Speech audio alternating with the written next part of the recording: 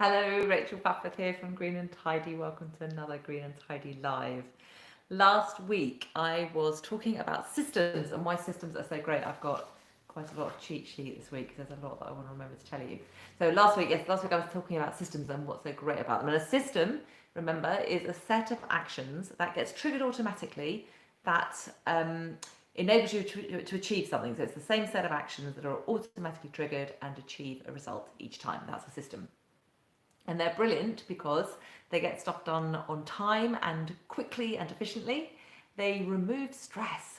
So you don't have to think about how you are going to achieve something every time because you achieve it the same way every time without having to think about it. So you see the post on the mat, you pick it up, you take it to the place where you always open the post, which is all set up with everything that you need. You open the post, you take or schedule the actions that relate to the things that are in the post, you put the waste paper straight into the recycling bin, you put the papers that relate to the scheduled actions into your pending tray, bish bosh done, don't have to think about it.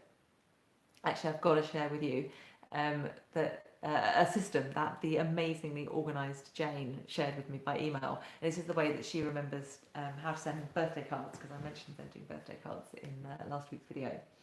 So Jane's a prolific card sender, totally still believes in sending cards, although she does do some communication electronically as well. So what she's got a birthday and events book, like an old-fashioned birthday and events book with all the significant dates in it. And then each month she gets it out and she writes the basics of each card that she wants to send the following month. So in April she'll write all the cards for May. And she's also got a stock of cards, so she buys cards when she sees one that she likes, or when she sees them on offer. I did ask her, Jane, you might like to let me know whether she ever goes through and declutters those, because the risk of doing that, of course, is that you end up with ones that never get used. But I'm going to assume that she does do that. She does declutter them and they do all get used. So she writes the basics of the card for the following month and she addresses and stamps the envelope, and she writes the date for dispatch, the date that she's going to actually send the card on the envelope. And then at the same time, she makes a list for each week of the following month for communications that she wants to do electronically. So people that she's not going to send a card to, but she wants to remember a particular date for them. And she makes a list of that on a separate piece of paper. And then she stacks the cards in date order on her hall table, ready to be posted. And then nearer the date of dispatch, she adds any further message to make it personal to the time and seals it up and sends it. Isn't that amazing? It's completely taken care of, so that she, even though she sends loads of cards, she never forgets, she always sends cards on time, and she doesn't have to worry about how she's going to remember. Okay, so yes, so they remove stress. And then the final thing is that you can keep tweaking your system so that your life gets more and more productive and you're freed up to do the fun stuff. So this week's video is about how you create systems, how you set up systems that work for you. Now I'm just going to introduce myself. I'm Rachel Papworth from Green and Tidy, the online professional organiser. I liberate busy people like you from the shackles of clutter and chaos for peace of mind and productivity, because when your home works, your life works. And let's have a look at how you create systems. So the first thing that's important in creating systems is mindfulness. You need to be thinking about all the time as you go about your life about what's working and what's not working. As you move around your life, as you move around your home, look at what's working, look at what's not working. Look for the things that drive you insane. So you'll find yourself at the overpriced local convenience shop again because you forgot something in your regular shop at the supermarket, or the places that always get messy. So does the kitchen table always get cluttered up? Or annoying things that happen. So every time you open that cupboard, the cheese grater falls out. Or also look for things that you have to do again and again. So you might be continually having to think through what you're going to take on a trip. When I make these videos, there's a set of actions that I have to remember to take to make the videos work well. Like create a cover for them and check my teeth for poppy seeds before I go live and that kind of stuff. And when I was first making these videos, I used to sometimes forget them. I'd be kind of, about to start and I'd be like, oh, I haven't created a cover yet. I've got to do that. Or I've created the cover, but I haven't got it off the PC and onto my phone. Shelley Long, yes, entryways, drop zones, yes, perfect. Think about why stuff ends up in the drop zone.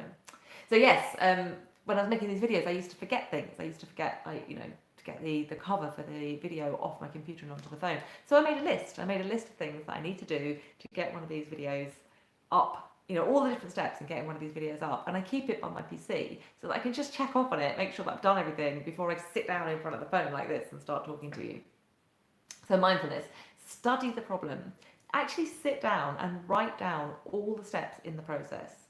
What tools or equipment do you need to achieve the goal that you're trying to achieve? What's working, what's not working? Why does the kitchen table get so cluttered? Why does the drop zone get so cluttered, Shelley? What gets left there? Who leaves it there? Why do they leave it there and not somewhere else?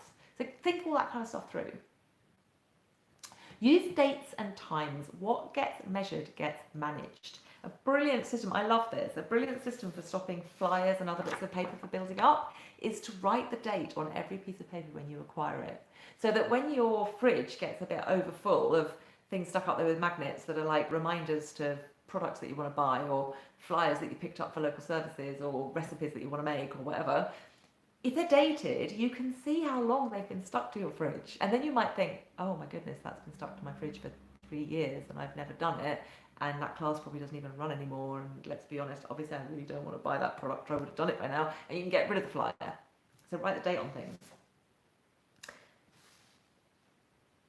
Yeah, and time things. So after last week's video, Alison told me that she suffers from one more thing-itis. So she said, I have systems, but the problem is that quite often the systems don't get completed because I'm halfway through it and then I realise I'm running late and I've got to shoot out the door. And so I dump the thing that I'm halfway through and I leave it where it is in the hope that it'll remind me to do it when I get home. But then you can guess what happens.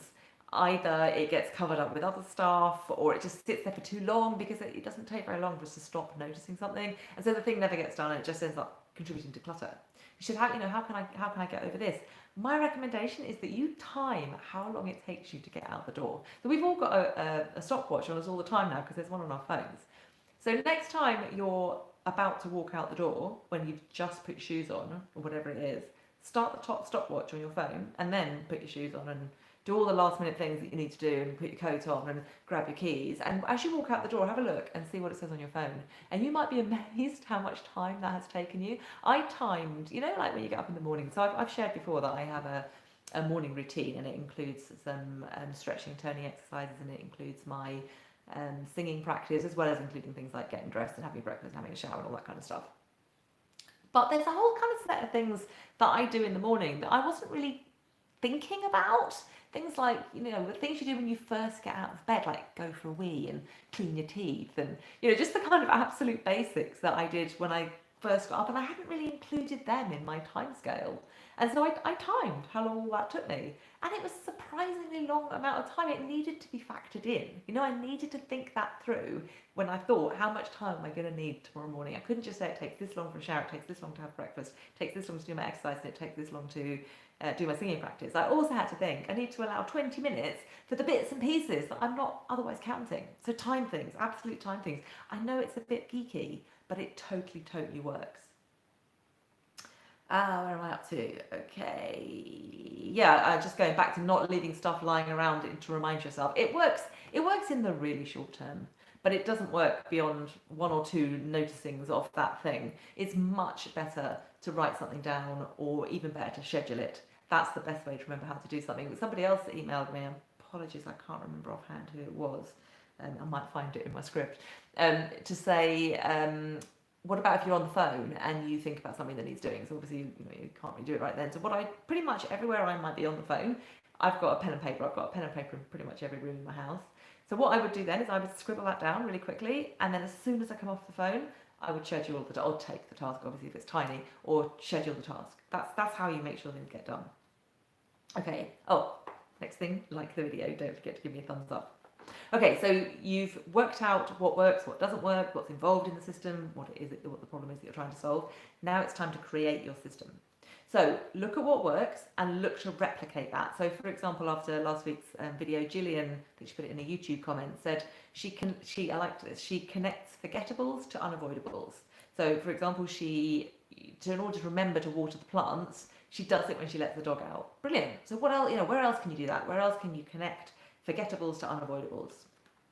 Think about how you can stop the annoying stuff happening. So how can you make it easier to put stuff somewhere else other than on the kitchen table, or to manage the stuff on the kitchen table or in the drop zone, Shelley?